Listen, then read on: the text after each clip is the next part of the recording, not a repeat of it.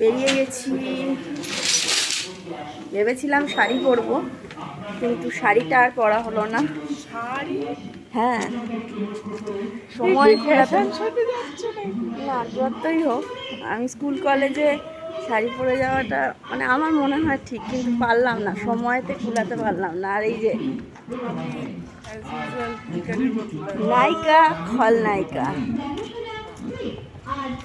আচ্ছা, ও প্রত্যেকদিন সেজে গুজে বেরোয়, আর আমি সেজে গুজে বেরোই। আমি একদিন যাব, তাই না? আমি আমার নাকটা চ্যাপটা বলে এখানে কিছুতেই সেট হয় না।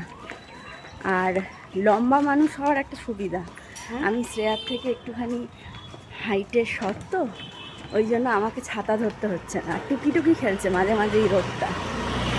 তা একবার শ্রেয়া টুকি টুকির মতন ছাতাটাকে খুলছে, আর একবার বন্ধ করছে। এটা এক্সিবিশন হবে। আমার বডিগার্ড মোটামুটি আমাকে হাত ধরে টানতে টানতে হিজড়তে হিজড়তে নিয়ে যাচ্ছে। এটা হয়তো জামাই ষষ্ঠী উপলক্ষে হবে, জুলাই মাসে হওয়ার কথা। না, আমার কি আমি কি জামাই ষষ্ঠী করবো না? আমি জামাই ষষ্ঠী করবো না?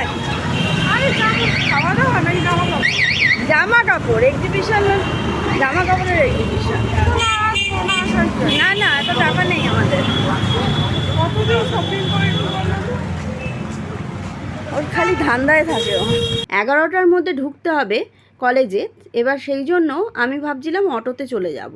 তারপরে দেখতে পেলাম 21 দেখে তো আমি প্রথমে বললাম উঠবো না, কারণ এই প্রচুর আর কি ধীরে ধীরে যাবে, মাঝখানে আবার দাঁড় করিয়ে দেবে। শ্রেয়া বলল না মা চলো, পেছনে 31 আছে তো, এটা ভালো যাবে। সত্যিকারেই খুব ভালো এলো, খুব তাড়াতাড়ি পৌঁছে গেছি, হাজরা মোড়ে নেমেও গেছি।